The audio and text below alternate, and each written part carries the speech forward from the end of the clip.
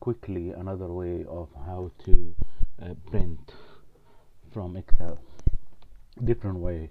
If you watch my last video how to print and create a PDF, this time I'm gonna show you another couple of tabs which is useful.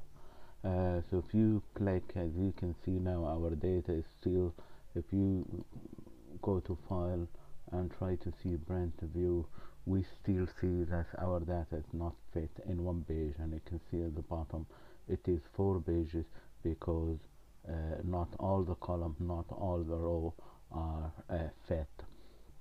So if we go back out of that, and the tab I want to show you, we watch on the last video the page layout tab on the top, where we change the margin and the orientation of the page and check the size of the page, and we fix it as A4 as we want. The other tab that I want to show you is called page layout, but it should be called page layout or print page layout, because it's showing you exactly what's gonna happen on your page when you print it out.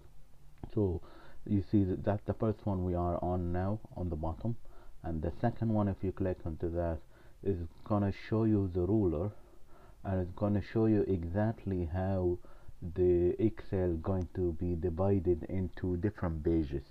So looking at that, you can see like our time is until 2 o'clock, as we know, and then the days is up to 24. The next day is 7 days in the following page, and the next few columns are going on 2 different pages as well, which is give us 4 pages, but we wanted to minimize that to only 1 page as we did on the last video.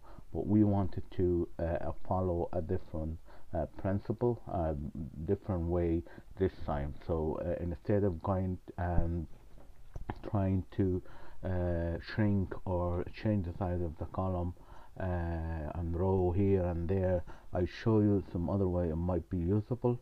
So the next one, or the last one, from the left, and the first one from the right, if you click into it, you will see now at the page divided with a salad and dash blue lines.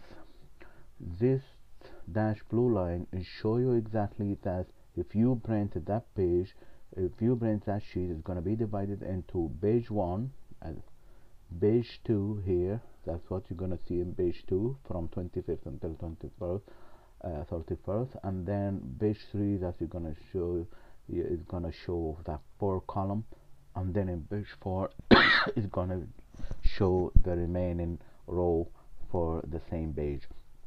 So if we try to move this blue, if we just left click on the mouse, press on the mouse, and then try to move this blue line to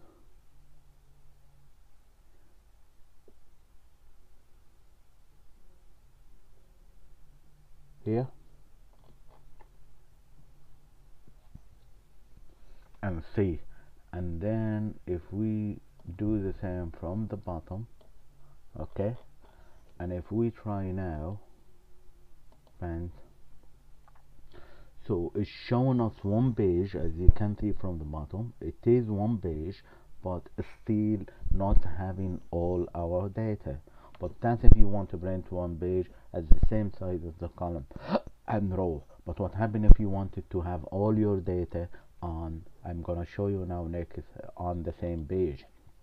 So if we go back to that, if we go back another couple of steps and we went, so now this time we're going to drag this dash blue to the edge here, and then we actually did it exactly here as well. So we drag the dash from the left to the right here, and automatically drag the bottom as well. So now if I'm gonna try now print, so exactly everything fit in the page. As you can see, we have everything in the page. That's showing you this is a different way of how to print all your data on the same page without having to go and try each column and each row. But at the same time, as you can see on the page here, you can see, yeah, the column is fine, it's spread evenly and it's taking up most of the space, but on the row, you can see in the bottom there is a lot of space here. So what can I do in one single change? I can just go back and try to go to this one, and you can see here, you see the dash, that's representing the edge of the page again after our change. And here we have the column is fine, as we could see on the print preview. So what I want to do now, I wanted to fill this space.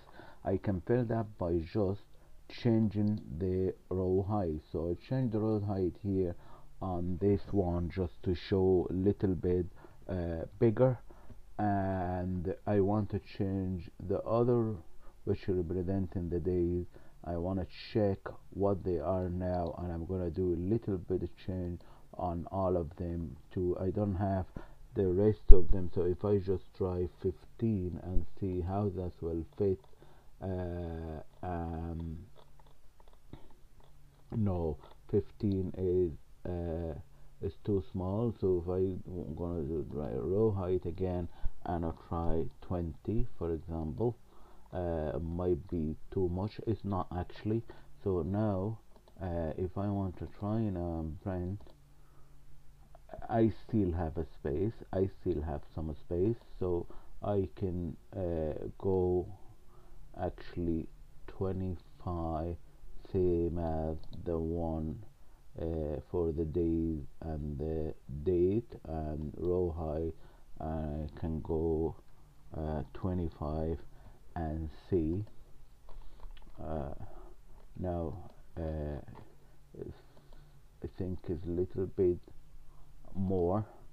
One day is pushed to the following page, so I know now exactly what I want to do. I want to make it maybe 24 instead of 25, and that will be good size.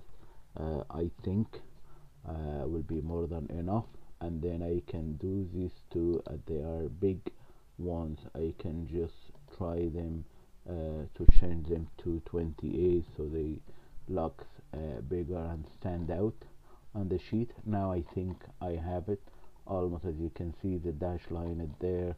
So now I have, if I try again and do print out, so I have my data perfectly fit, all of it up to the 31st of January, and I have only one page, as you can see.